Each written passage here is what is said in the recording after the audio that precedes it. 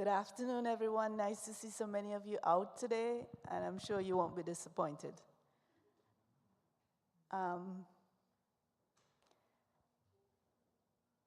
What we want to do first is to start with a word of prayer, and then I'll introduce the speaker. Okay, let's pray. Dear Heavenly Father, Lord, we thank you for this Sabbath day. We thank you for this afternoon where we can be here in your house with like-minded people. And we thank you for the wonderful gifts and talents that you've given to your children. And Lord, as we come to make good use of one of those gifts and talents, we pray that you will fill our hearts with the Spirit, that we can not just hear the information today, but use this information to transform our lives so that we can live our life more fully and more healthily, so that we can keep this temple that you call our body, that you have created for us, keep it in a better shape so that we can dwell with you and be ready for your kingdom. Lord, we thank you for this afternoon. We thank you for Dr. Cherie and her knowledge as she comes to be with us this afternoon. And we pray that you will be with us and bless us always. In Jesus' name, amen. Oh, back to you.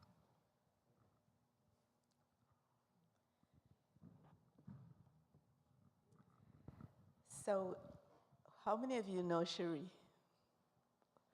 You're a popular girl here.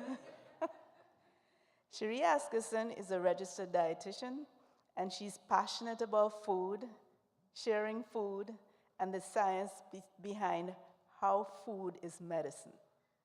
Cherie has worked in hospitals, private practice settings, dialysis centers, with hospice, and in retirement communities. She works now in Bedford as a registered dietitian at Carlton Willard Village. In her day job, Cherie nourishes physical bodies. Nights and weekends, she nourishes emotions and souls with music. She and her husband, Chris, live in Reading with their black standard poodle, Magnus. So, Cherie, welcome, and we look forward to lots of education.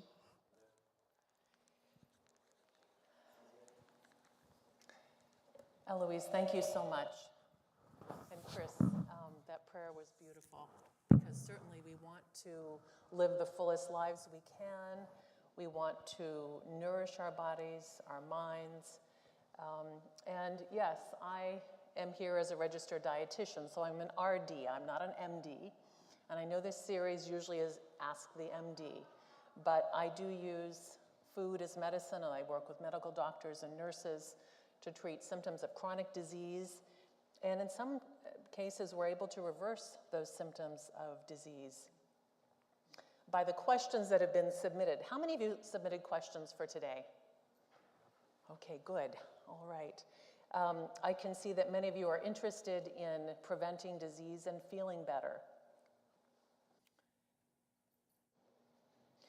The questions were a mix of topics, and I took these questions sort of as ingredients and put them into a presentation or a good meal. When they first came, I'm like, what am I gonna do? I've got questions on intermittent fasting, vitamin B12, and so I've tried to craft them into a meaningful meal, if you would.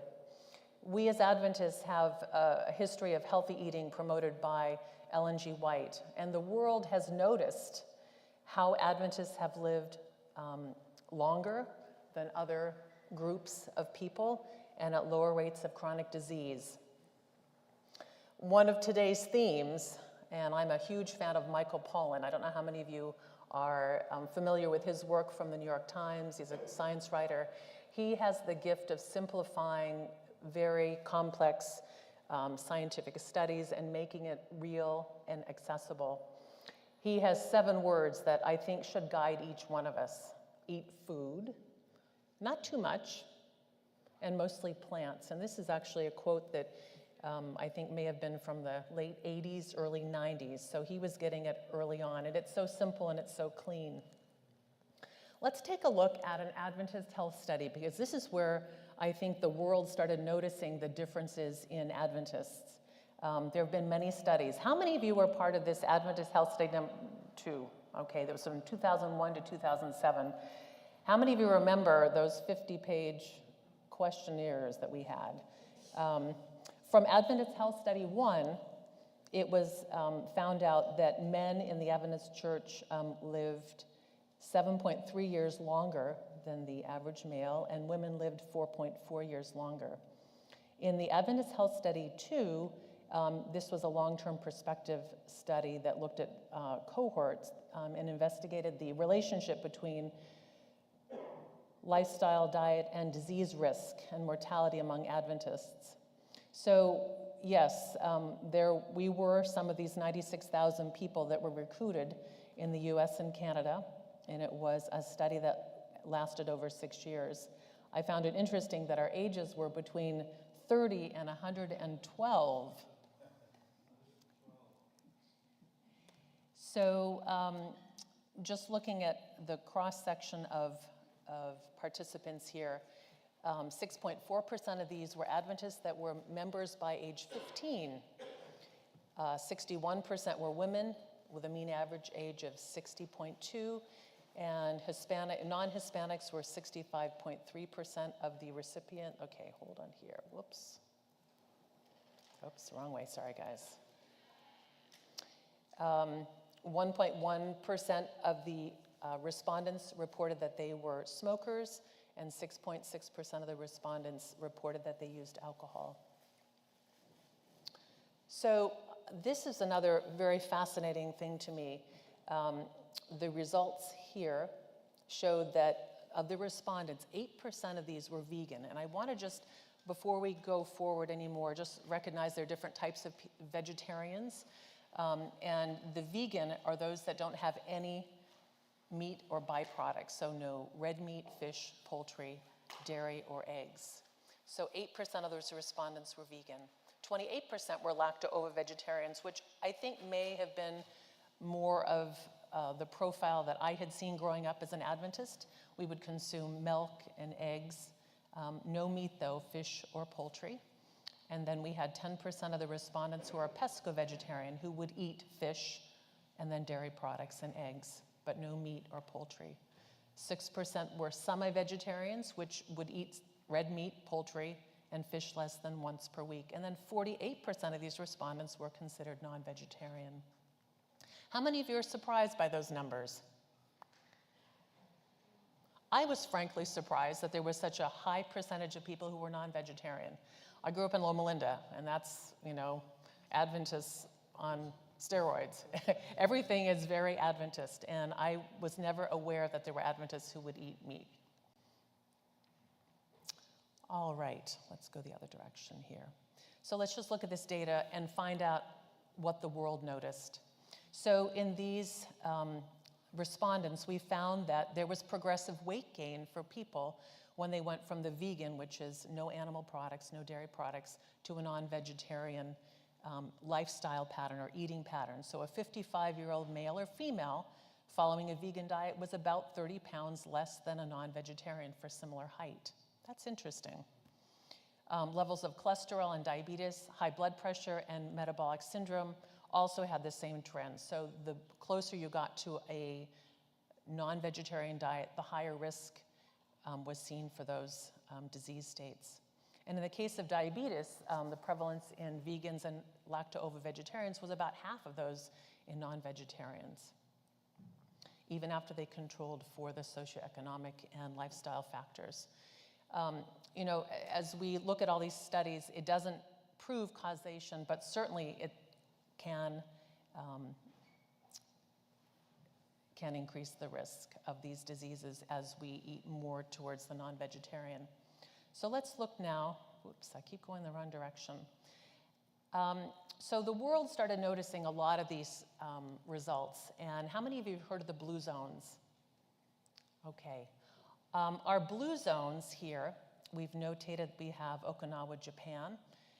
These blue zones were actually acknowledged by Dan Buttner, who is the Blue Zone founder, explorer, and National Geographic fellow. He identified these 5 original blue zones and places in the world where the healthiest and long-living populations were. Let's just take a look at some of these characteristics and just see what are common factors in these. So in Japan, how many of you have visited Japan? Okay. It's known for having a lot of people who are over 100, particularly women. And the lifestyle emphasizes plant-based diets, moderate activity, and a strong social connection. I loved how Chris brought out today in our opening prayer a strong sense of connection and purpose. So in Japan, they have that as well. In Sardinia, Italy, the world's longest lived, lifestyle is characterized by plant-based diets, daily physical activity, and strong family ties.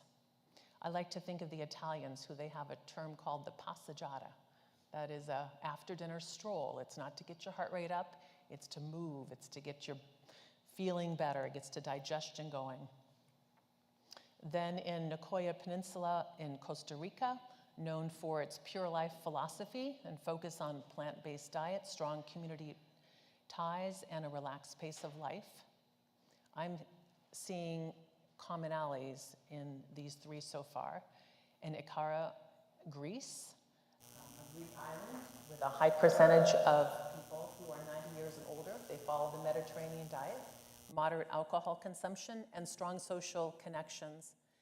And here we are in Loma Linda, Seventh-day Adventist community known for longevity, focus on plant-based diet, regular exercise, and a strong sense of purpose. What are the common things here? Plant-based diet, what else, Susan? Strong connections, also activity. All right, so one of the questions today was, the Mediterranean diet, why is it so good for us? So I'm going to jump from plant-based observation that many of those blue zones had plant-based diets as their main nutrition source. Let's look at Mediterranean diet and what it focuses on. So the Mediterranean diet has been shown to reduce the risk of heart disease and metabolic syndrome, diabetes, and certain cancers, depression in older adults, and a decreased risk of frailty with better mental and physical function. Our traditional Mediterranean diet is based on foods that are available in countries that border the Mediterranean Sea. The foundation for this very healthy diet includes an abundance of plant foods, including fruits and vegetables and whole grains, nuts, legumes, minimally processed and seasonally fresh and locally grown foods. And I'd just like to call your attention to what I have displayed here in the front. This is largely what is being featured in the Mediterranean diet. And olive oil is the principal source of fat. Olive oil, as we know, is monounsaturated, and it is very important because it does not contribute to atherosclerosis. Cheese and yogurt here are consumed daily in low to moderate amounts. Fish and poultry are consumed in low to moderate amounts a few times a week. And red meat's consumed infrequently and in small amounts. Fresh fruits are used for dessert. Oops, here we go again. Okay, hold on here. I keep going the wrong direction, I'm sorry. So sweets usually contain a form of honey and are only eaten a couple of times a week. And in the Mediterranean diet, wine is consumed at low to moderate amounts, usually with meals. So why is this Mediterranean diet healthy? Well, when I started practicing nutrition many years ago, there were diets that would be for the heart and for the kidneys and for the brain. And we are understanding that so much of these plant-based diets are for the whole body. So specifically, it breaks down the components here in the Mediterranean diet because it's rich in unsaturated fats, those things found in olive oil, nuts, and seeds. And these fats promote heart health by lowering cholesterol and helping to reduce blood pressure and helping you feel well. You can also maintain a better weight. The Mediterranean diet has also been linked to improving cognitive function and lowering rates of cognitive decline. It can help your brain work better and stay healthier. It also lowers your risk of developing neurological conditions such as Alzheimer's and other dementias. It does this by emphasizing, again, a plant-based diet that's rich in fruits and vegetables, whole grains, legumes. And the other part of this is that the foods that are being promoted help to reduce inflammation.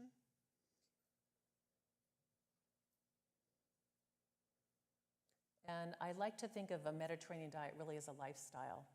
It doesn't ban certain foods or restrict calories, but it simply limits less healthy foods such as red meats, butter, and encourages healthy options. You know, one of the thoughts I have is a lot of people love bread. Well, swap your bread, white bread, for a whole wheat bread, or even turn in your potato and make it a whole grain salad.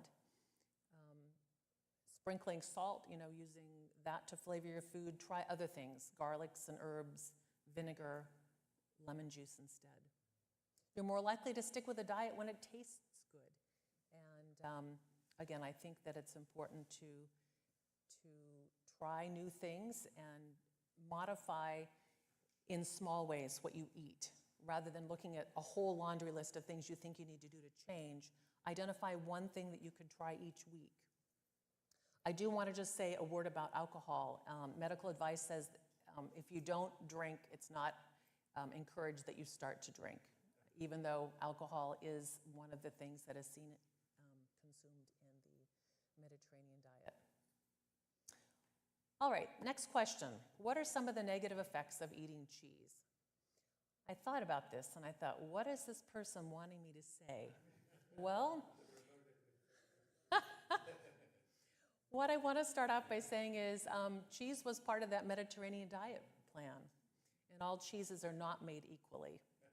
It's a very good source of calcium and protein. Whole milk cheeses are made with regular milk, and they can be high in saturated fat and cholesterol. And low-fat varieties have about 25% less fat than regular versions. And this can be more acceptable for that person who's trying to lower saturated fat intake. And salt is also part of the process for making cheese. So cheese can be salty. Therefore, you know, cheese is high in sodium. If you're watching your blood pressure or your fluid management, you might want to be opting for lower sodium cheeses, or maybe not eat them as often. So it can be problematic if you have lactose intolerance. So it can cause GI discomfort. It can be binding. So if you're prone to constipation, probably not a good idea to eat a lot of cheese.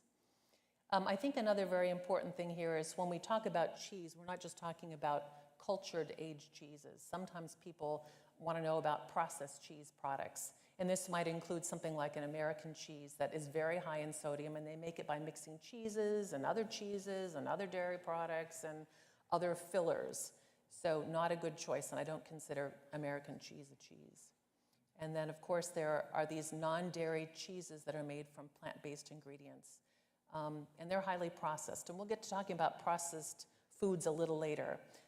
What I think is also really important to notice is that if you are vegetarian for health reasons, that's one reason. There are many reasons why people are vegetarian. If you are a vegetarian because you don't believe in animal cruelty or you don't want to eat something that was alive, okay, that's another reason. If you environmentally are aware of the resources that are used to produce beef and dairy products, that's another reason.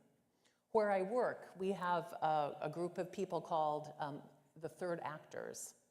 How many of you have heard of Bill McGibbon up in Middlebury College, who came up with Climate 360? He's a huge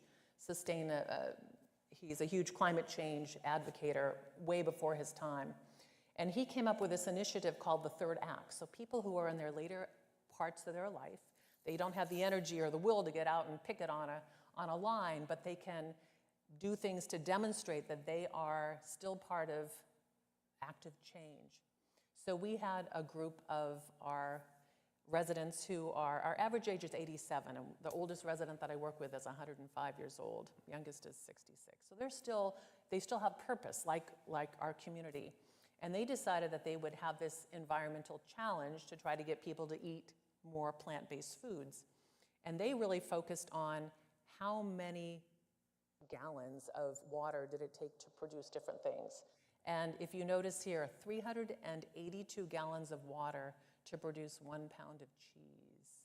Think about that little 8-ounce bar of cheddar and multiply that by 2. That's a lot of resources. So this could also be another reason why cheese isn't great. All right. So one of the questions that was submitted was, what are some foods that can improve mental health? And again, I wasn't sure if this had to do with daily health like depression or mood, or did it have to do with cognitive function? So I wanted to address both, but again, the approach is kind of the same. And again, you are going to notice that the theme here really is plant foods and whole foods. So we're going to look at, again, let's look at a little more specifically here. Oops. I'm sorry, folks, I'm not good at this. So our green leafy vegetables, well, we've got some examples of this here today with Swiss chard, spinach, collard greens, kale. These are all very rich in nutrients of vitamin K, lutein, folate, and beta-carotene. Fatty fish, the recommendation is to eat fish at least twice a week and get it from a variety of different sources so you don't have a risk of having mercury toxicity. But I know a lot of people are not fish people. Either it smells or it gives you, you just have an aversion to it. What I think is very important to know is that there is a similar effect for omega-3 fats if you are eating flaxseed, avocados, and walnuts. This oil can be turned into alpha-linoleic acid, which is a very similar effect as the omega-3 from fish. So that's a really good way to get that benefit without actually eating fish. The other very powerful nutrient here is in berries, in the flavonoids, and the natural plant pigmentation helps to improve memory.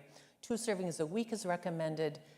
Can be strawberries, blueberries, raspberries, and it actually has been linked to delaying the decline of memory for up to 2.5 years.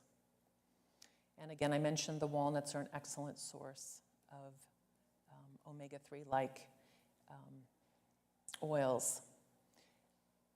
All right. So now I wanted to go at this from the point of view of neurocognitive delay.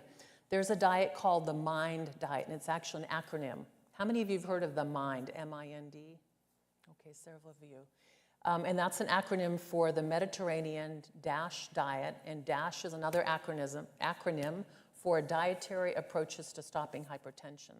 So they put those 2 diet patterns together, and this is the intervention for neurodegenerative delay. And this is work that was done out in Chicago at Rush University by Dr. Martha Claire Morris. They also partnered with Harvard Chen School of Public Health, and their goal was to see if they could identify foods that were eaten in this large population they looked at and see if they could score foods that were considered brain healthy versus those that were considered unhealthy. So this is actually some of the first recommendations that have kind of been pinpointed, and this is a little bit older. This is from the 2015-2017, but there are very specific recommendations, and these things go along largely in the left column with the Mediterranean diet, with again much of the plant-based foods, recommending whole grains, 3+ servings a day, 1+ serving of vegetables other than leafy green vegetables, 6 servings a week of leafy green vegetables. I don't know how many of you get that, but that is a challenge. 5+ servings a week of nuts. That's an easy one for me. 4+ meals a week with beans. 2+ servings a week of berries. 2+ servings a week of poultry. 1+ meal of fish a week, so there's a slight difference. And using mainly olive oil if fat is used. So unhealthy brain foods. This is a list that's a little bit more, cuts kind of to the quick of a lot of us. Have less than 5 servings of pastries and sweets a week. And a serving, a cookie, a muffin, four or less servings a week of red meat, and that's easy if you're vegetarian, or products made from meats here, okay. Less than 1 serving a week of cheese or fried food, so that's one that looks at cheese a little bit harder, and then less than 1 tablespoon a day of butter and stick margarine. So those are a little bit perhaps more restrictive than we've seen. I wanted to touch briefly on the link between blood sugar and mood. I don't know how many of you heard of The Glucose Revolution, which is a fairly new book by Cherie Asgeirsson. And she is actually a young biochemist who has taken many scientific studies, and she has come down to looking at the relationship between cravings and energy and mood and chronic diseases. And it's an interesting read. She's not a dietitian, she's not a doctor, but she's boiling a lot of these recommendations down to things that are very accessible to us. So let's just look here at this relationship. So as many of you know, our brains rely on glucose for energy, and the fluctuations in these glucose levels can disrupt our brain function and potentially lead to mood changes. Poor glycemic control, characterized by very low sugars or high sugars, can be linked to irritability, anxiety, and difficulty concentrating. Studies show that inconsistent blood levels can be associated with lower levels of life and negative moods, especially in people with diabetes. And people with diabetes are more likely to experience depression and anxiety compared to those without diabetes. And managing blood sugar through our diet, exercise, and medications, if you're prescribed, can help to stabilize mood and reduce risk of mental health issues. So this is specifically from Cherie Asgeirson's book, some of the suggestions that she makes to look at dysregulation of glucose and how it can, that should say, decrease cravings. Dysregulation of, yes, glucose can increase cravings of food and decrease energy. So some of the areas that the book is looking at, this is a fascinating concept, eating food in an order that reduces sudden increases in blood glucose. So she proposes, and again, this is backed with science studies she's looking at, eating fiber first. As we know, fiber takes a little bit longer to be digested because it's more complex. So the suggestion is have salad first or green vegetables first, followed by a protein, followed by vegetables, and then a carbohydrate. One of the questions coming up is, are there good carbohydrates and bad carbohydrates? And we'll get there, but I'm talking about carbohydrates such as a whole grain or such as sweet potato, and then also maybe a dessert. The concept here is, I love this visual image. If you've got a kitchen sink, this is like your stomach, and the tube leading away from the sink is your intestine. So if you're filling up your sink with salad first, and you're chewing it, it's taking a long time to get down, and then you have your entree after that, and then you have vegetables, and then you have your dessert or your carbohydrate. The time that it takes for that top layer to get down is much longer than if you eat carbohydrate first. Think about going out to a dinner, to a restaurant. What do you get served?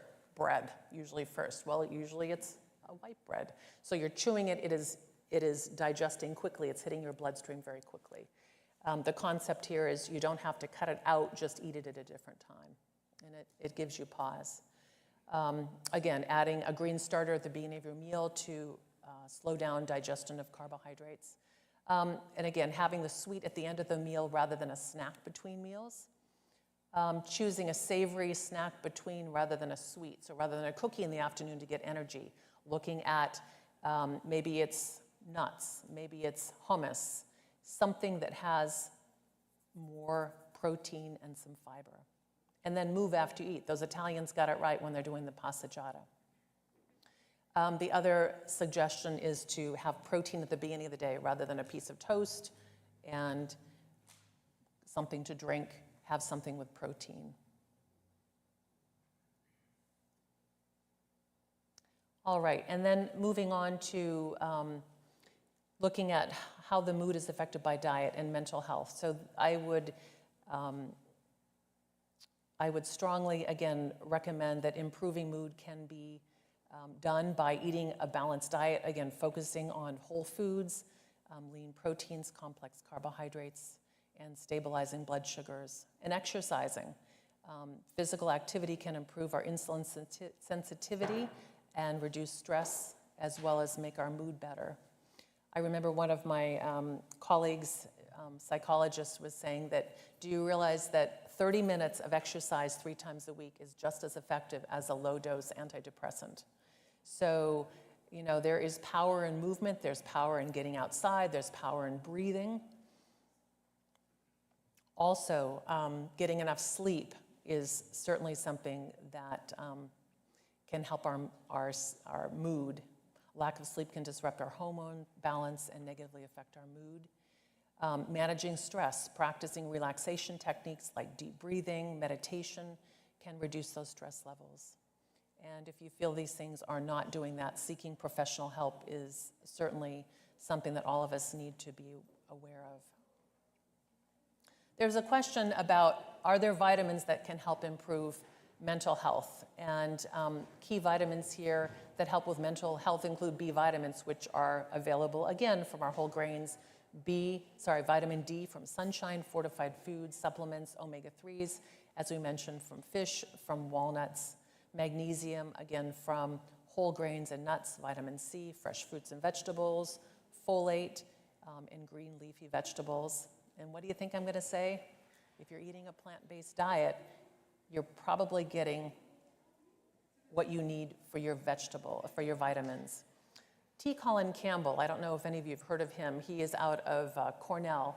He strongly has built the case for eating your vitamins from food and not from supplements, because there's so many symbiotic relationships between the ingredients in food. For example, I think and don't quote me on this, but if you have an apple and you're trying to get the vitamin C that's in an apple, okay, you can extract it and reduce it down to a vitamin C, but all the other components that are there's something like 400 plus different reactions that are happening with all the ingredients of that apple. So eating vitamins through food is much better than a supplement. Which brings me to the vitamin K. And this was a question, where can vegetarians get vitamin K? And again, this is going to come down to what type of vegetarian are you talking about. If you eat any meat products or lacto-ovo vegetarian, you're all set.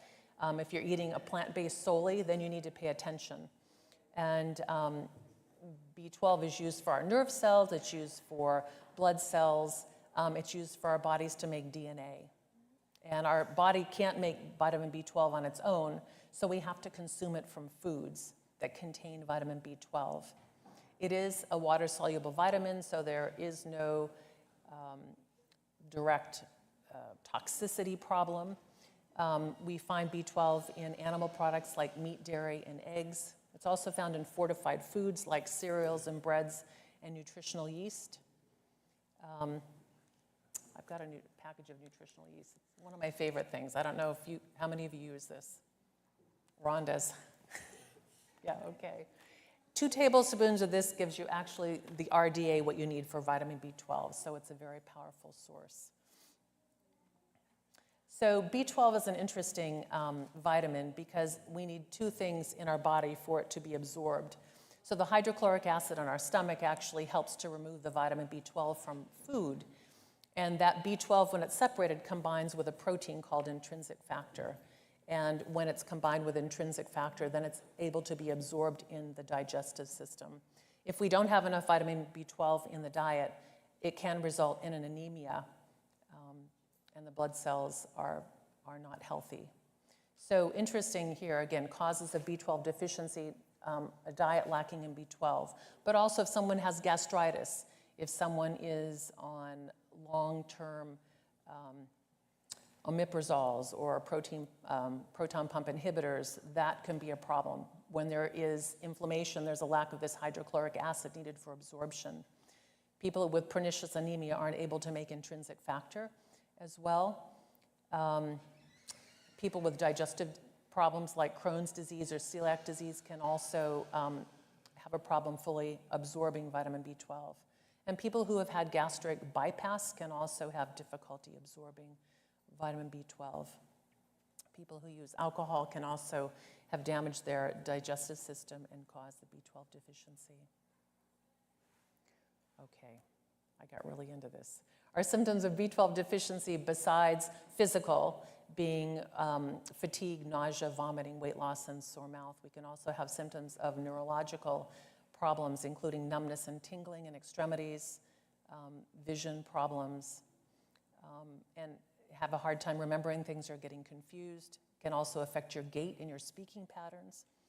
And from a psychological standpoint, it can include depression, feeling irritable, and experiencing a change in the way you feel and behave. Many psychiatrists will order a panel of B tests, B12, folate, and B6, sometimes just to assess if some of the symptoms of depression aren't associated with a deficiency in those nutrients. And it's done by a simple blood test. Okay, I mentioned briefly that the daily requirement for B12 could be sufficiently met by having 2 tablespoons of the yeast. It's also found in fortified foods, sometimes cereals, sometimes bread. You can also take a vitamin B12 supplement, daily or weekly. All right, next question in was, do we need to eat 3 times a day or 2 times a day? What's the best time? And my response is, when you're hungry. You can be pretty hangry if you are hungry, and there is no virtue in putting it off. But I think, again, what we eat can help determine how often we feel hunger. Make sure, as I tell my clients, make sure you're hungry and you're not just eating because you're bored or because it's suggestive that it's there. And again, this goes back to when you eat, make sure it includes some fiber, some protein, complex carbohydrates, and whole grains, because those will hold you over. Here's the question about carbohydrates. Are carbohydrates good or bad for you? Well, we learned that carbohydrate is the main source of glucose, which your brain needs.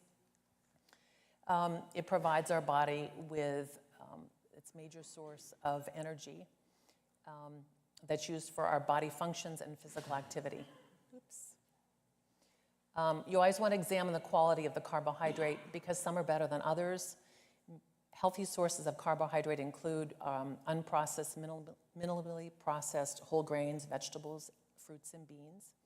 Unhealthy sources of carbohydrates include white bread, pastries, sodas, and other highly processed and refined foods because these digest very easily and contribute to weight gain,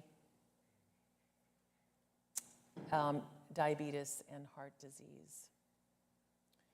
All right, I don't know how many of you are aware of Harvard University's nutrition source, but it has excellent resources, and this is their depiction of what a healthy plate should look like.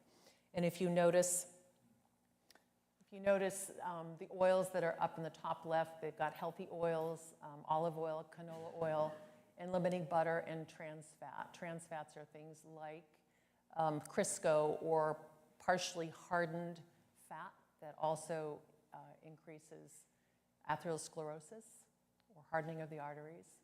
Looking at vegetables, looking there for a good variety, the better. Potatoes and French fries really don't count as vegetables unless you're Irish, from what I understand. Yeah, okay. And then plenty of fresh fruits with colors. And again, looking at whole grains, just eating a variety of whole grains, including whole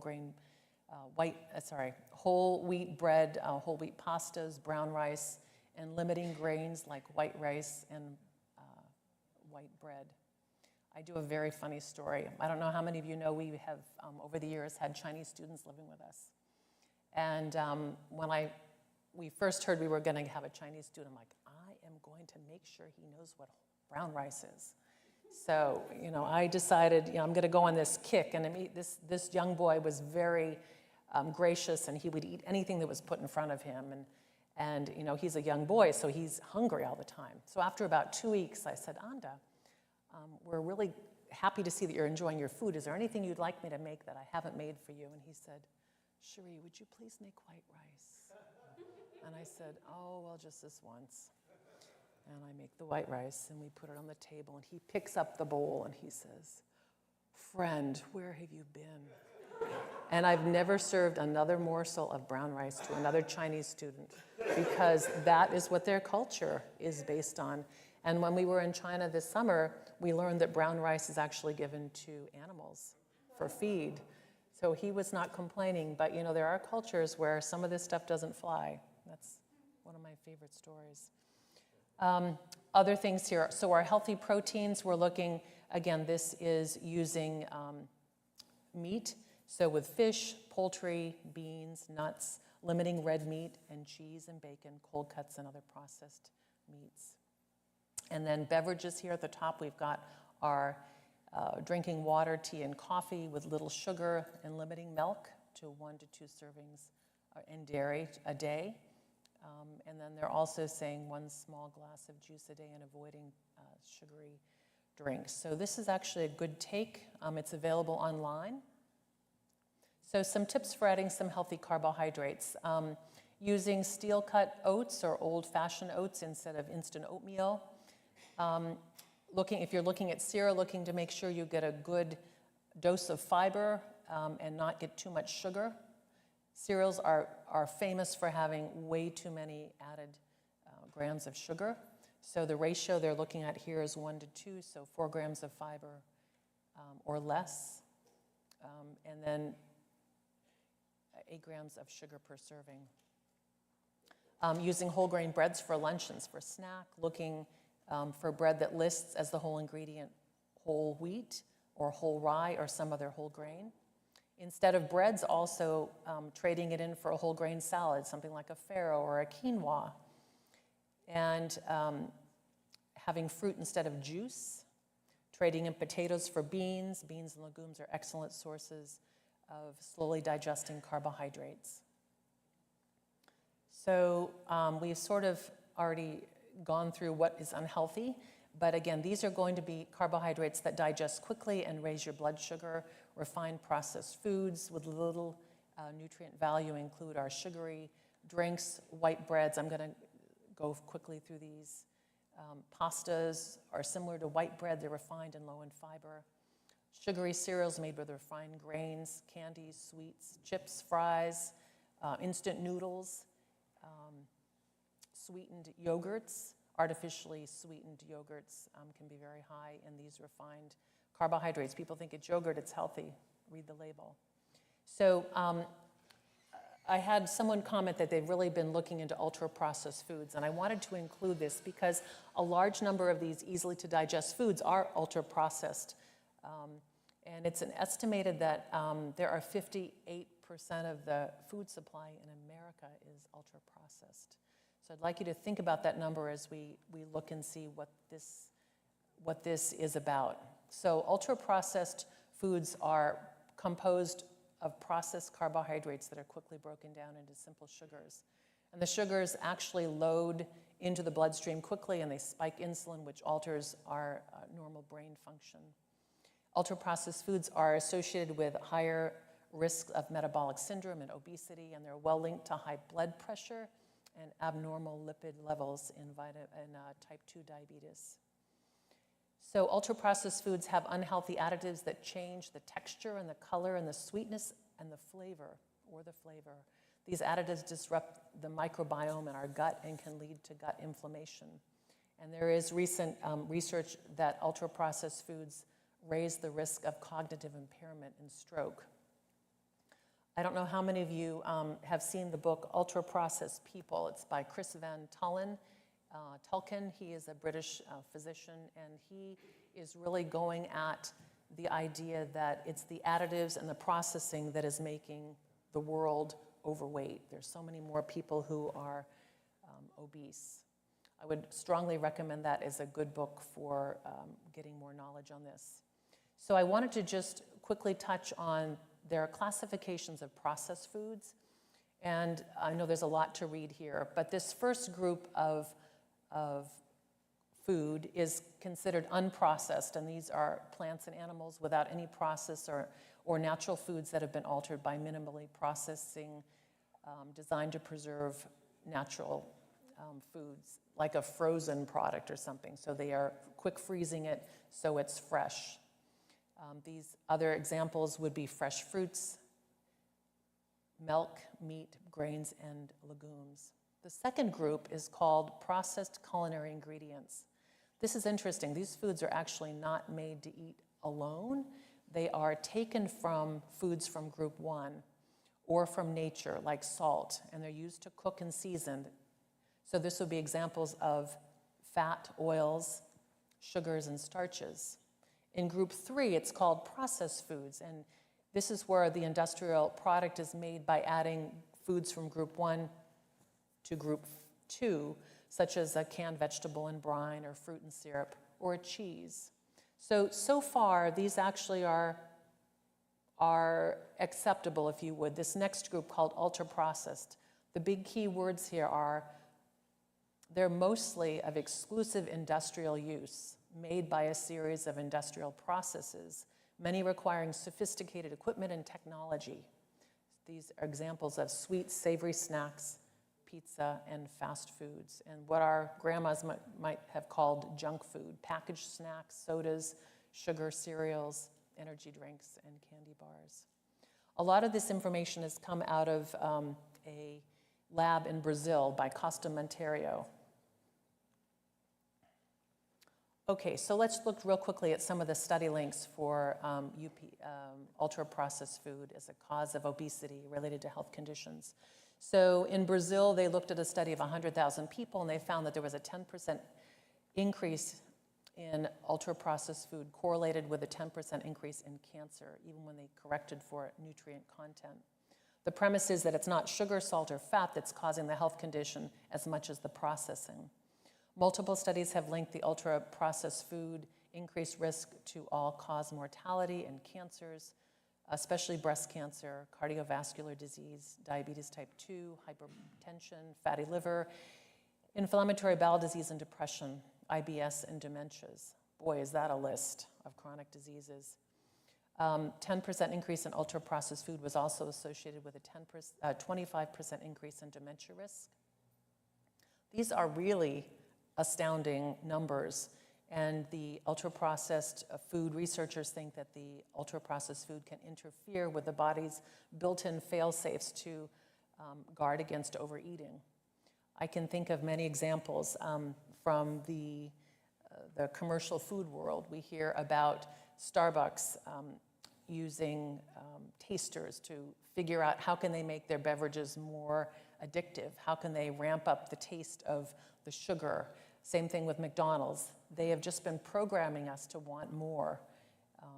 And the premise is that those ultra-processed, highly palatable, highly calorific actually overload the body's ability to say no. And again, 58% of our American food supply is ultra-processed. So back to one of my favorite people, Michael Pollan. Avoid food products containing ingredients that no ordinary human would keep in the pantry. I don't know how many of you subscribe to the New York Times, but they have a week challenge this coming week to look in your own cabinets and see if you can have a week without eating ultra-processed food. I think this really goes back to the basics of cooking from whole ingredients and minimally processed foods. So many of us grew up in a time where we had home economics. We learned how to cook some of the basic things. We had cooking classes at church. We had grandma was home with us. We learned how to cook, and so much of the younger generation doesn't have that, or they rely on eating out for food, or they think they need a fancy kitchen to cook, or they're not sure what to do.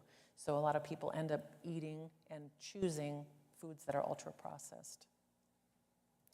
All right, so one of the questions was, are meat substitutes good for you or bad for you? Highly processed, high sodium. I want you all to read the ingredients on this top list and tell me what we're eating. What is this? What did this first list yield?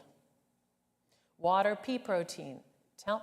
As I call out these things, if you don't have in your pantry, I want you to raise your hand. So water, we don't have water. Pea protein, don't have pea protein. Exfoliator pressed canola oil, refined coconut oil, rice protein, natural flavors, doesn't say. Dried yeast, we'll call that our food yeast. Cocoa butter, no. Methyl cellulose, contains less than 1% of potato starch. Well, no. Salt, yes. Potassium chloride, no. Beet juice, well, I have beets, but not beet juice color. Apple extract, no. Pomegranate concentrate, no. Sunflower lecithin, no. Vinegar, yes. Lemon juice, concentrate, yeah. Vitamin minerals, okay. Do I have zinc sulfide, niacin, calcium pantothenate, pyridoxidine, hydrochlor? No, I don't have those things. Okay, what did we just, if somebody put this on your plate, what would we be eating? What? Yes, Beyond Burger. It's beyond thinking. Beyond thinking. Okay, just to let you know, that was good, Sharon. 380 to 390 milligrams of sodium. Okay, what are we eating next, guys? Texturized vegetable protein, soy protein isolate, soy protein concentrate, and wheat gluten. I don't have that. I have vital wheat gluten, but not the others. Water, soybean oil, no, I have olive oil. Egg whites, I've got that. Corn oil, salt, dextrose, no, and who knows, various flavorings. What am I eating? Oh my goodness! Yes, fried chick. Fried chick. How many of us grew up on fried chick? Okay. You know, I think that there is a place for some of these things. Maybe it's for somebody who's trying to transition from a beef to, you know, a meat eater to not eating, but why stop at something that's not real food? And it's not going to hurt you, but I don't think, I mean, it's highly processed. So it meets that definition. Okay, another question was, is a fatty vegetarian dish healthier than a serving of lean protein or fish? Well, okay, why are you vegetarian, right? If it's for health reasons, hands down, your lean protein and your fish are going to be a healthier option. If you are vegetarian because you can't imagine eating something that was alive or cruelty to animals, whatever, you're going to opt for something without meat, right? You don't care if it's cheese, you don't care if it's fried, just give me something that looks like an entree that doesn't have meat in it, right? So what do you think? Am I on track? For the evidence that we've seen here, what do you think? Okay. Another question was, what about keto diets? And we're going to try to wrap up here quickly here. But keto diets. So how many of you've heard of keto diets, right? Okay. And the question was also, high protein diets, what's the difference? Well, a low carbohydrate diet typically focuses on having more protein in your eating plan. A keto diet actually centers on fat, providing up to 90% of your calories for the day. I knew someone, and I'll make this brief because it actually covers it less later on, but he wanted to experiment with this because he had patients who were doing this. And he said, Cherie, I'm dying. He said, I can only have 25 grams of carbohydrate a day. And I said, really? A banana is like 28 to 30 grams of carbohydrate a day. A piece of bread is 15 grams of carbohydrate. He was eating just bacon, fat. He was eating also protein, but if you eat too much protein, it gets in the way of the body going into ketosis. So keto diets actually are used for treating children with epileptic seizures, but it's not really the kind of diet to experiment on. And the reason here, it aims at forcing your body to go and use a different source of fuel. Instead of relying on glucose, which comes from carbohydrates, the keto diet relies on ketones, a type of fuel that the liver has to produce from stored fat. And it does seem that burning fat would seem like an ideal way to lose weight, but getting the liver to make the ketones is part of the problem. One must eat less than 20 to 50 grams of carbohydrate a day. And as I said, a banana has 27 to 30 grams of carbohydrate. Typically, it takes several days to reach ketosis. And if you have too much protein, it interferes. So not a great diet. Okay, question was, what's my opinion of intermittent fasting? How many of you have tried intermittent fasting? Okay. So intermittent fasting is not for everybody. It is for some people. It is an eating plan where you divide your time up in the day between eating windows, and then you have a period of abstinence, and you do it on a regular basis. There's no prescribed schedule. Some people have a more generous window. If you want to try starting this, it might be good to say 12 and 12, 12 hours of eating, 12 hours off eating. Some people go, again, more tightly on that window. It might be 8 hours of eating, 16 hours off. And so what's happening here in the science? Well, the intermittent fasting does alter your body's metabolism. During the fasting period, insulin levels drop to a point that the body begins to look for energy. So it goes to the cell to start burning. This is a process called autophagy. It's thought that by slowing the body's metabolism also that the appetite will decrease when you start to eat again, so you'll consume fewer calories. It's actually very effective for some. Numerous studies have shown that there is a benefit to intermittent fasting, not internet fasting. I am dictating, so I didn't edit that. It's not clear if it is more effective than simply just restricting calories or following a normal eating schedule. One possible reason for success of intermittent fasting is that most people quit the habit of eating late at night. And restricting food earlier in the day aligns better with the body's circadian rhythm, and it's less likely to cause the body to store fat. There have been studies that take same group of people and they give them 2,000 calories in the morning time, and then they don't eat the rest of the day. They give them the same group of people 2,000 calories in the middle of the day, and then the same group of people 2,000 calories at nighttime. And they do this for a while. When they eat them earlier in the day, they lose weight. When they eat in the middle of the day, they stay the same. When they eat at nighttime, they gain weight. That kind of goes along with storing fat the later you eat in the evening. Intermittent fasting can be difficult for some people. Some people just can't go a longer time. A wise alternative might be to consume a lower calorie Mediterranean diet and stop eating late afternoon or early evening. I will say the key that when I'm working with clients on this, make sure you have good protein at your meals, because protein helps satiate you for a longer time. Make sure you drink fluids, make sure you have a lot of fiber. And then lastly, just people should not try intermittent fasting without checking with their doctor, especially if you have diabetes or heart disease. Okay, we're getting down to the end. Question was, which is more important for weight loss, diet or exercise? Well, let's start with some real quick basics. 3,500 calories in 1 pound. How many of you do any type of exercise where you get feedback saying you just burned, 200 calories and you've killed yourself for an hour and you're sweaty and you're like, oh my goodness, that was all I burned? Well, throw in a cookie. You've balanced, there goes your deficit. It's not all about calories, but I think it's really good to know how many calories you need to burn to get rid of 1 pound of fat. And typically, it's a combination of both diet and exercise that's the most effective.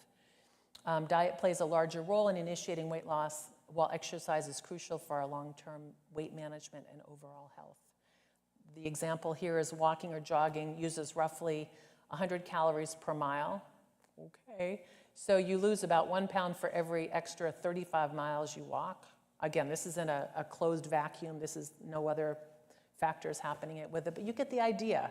So another study that I use sometimes is if you leave just a couple bites of food on your plate, each bite has between 10 and 25 calories. I know people don't want to waste food, and I totally appreciate that. But if you leave just a couple of bites left, you might feel a little bit like, okay, I didn't have to finish it, and you've saved yourself 50 calories. And then the last question that I have here is, what's so magical about 8 cups of water a day? Well, our bodies are made up mostly of water. A quick rule of thumb that I use when figuring fluid requirements for people is 1 ounce of water per kilogram. So you can easily figure what your requirement is. Take your weight, divide by 2.2, and multiply by 1. And that tells you how many ounces of fluid you should have.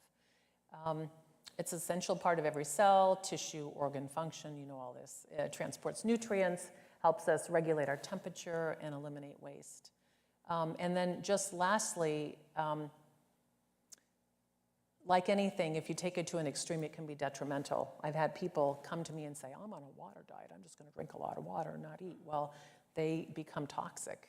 The sodium level in the blood can drop so low, and it can affect them in other ways that are very detrimental.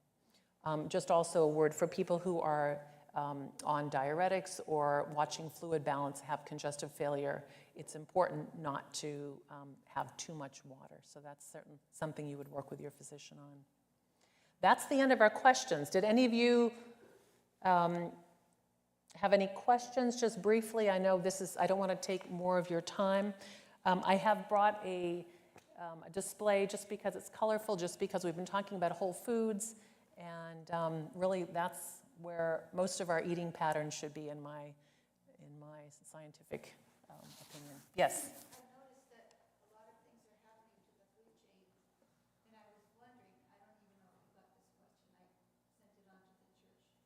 Sure. The cleansing of fruit, the fresh fruits and vegetables, what can we do to make sure that we cleanse them enough to eat them? Okay, so the question is, what can we do to make sure that the fresh fruits and vegetables are cleansed so they're safe to eat? So the advice is not to use pesticide, any type of cleanser to clean them with a vegetable brush and warm water. Especially our melons and different things, fruits and vegetables that have kind of curves and crevices where, contaminants and different things can get into them. Just brush it off, especially then if you're going to use a knife to cut through, you don't want to cut through things that are on the outside to go through the inside. Mild dish soap isn't even recommended. Other thing, this is another huge topic these days is our waste of food. About 40 to 50% of our produce is not passed on to the consumer because it doesn't meet the exact criteria for looking good and the right size. So much food is wasted. And I don't know, does the food bank still pass on fruits and vegetables? Yes. Good, okay. I mean, they don't always necessarily look like what you're going to find in the store, but they're still good. They could be ugly or misshapen, but they're still smaller in size, yeah. Yes, Colleen. Coconut and palm. Well, they are saturated. Okay, question is, what is my take on coconut and palm oil? They are saturated just like a butter, just like a cheese.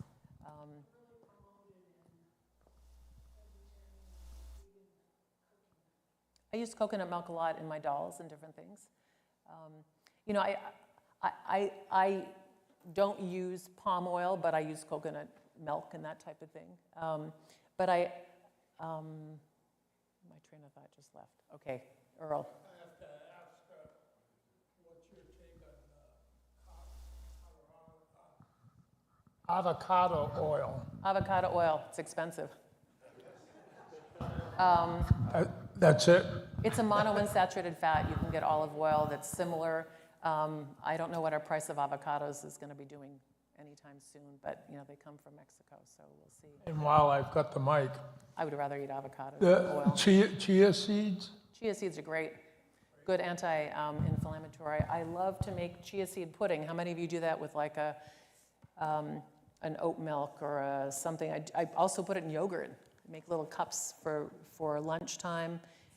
Mix it with berries. It's good. It's good. It's very gelatinous, though. Yeah, Yes. you hear a lot about olive oil, and when you're heating it, when you're frying it, it changes its kind of Texture. properties. Yeah, So composition. when we're talking about using olive oil, we're talking about like in recipes or in that kind of context, or are we talking about frying, sautéing? I just use olive oil across the board. Actually, no, I use canola oil for pie crust because olive oil doesn't taste so good. But the concern is you're wondering if it's changing the form of the fat when it heats. Yeah. I mean, it has a low smoke point, so it's going to smoke sooner. I would suggest you not do as much frying. Ah. Much frying, baking and broiling and roasting. Yeah. Thank you so much for your time. It's kind of a dry topic, but you're welcome to come up if you have questions. I do have a couple of resources and books that I enjoy. Thank you very much. Thank you.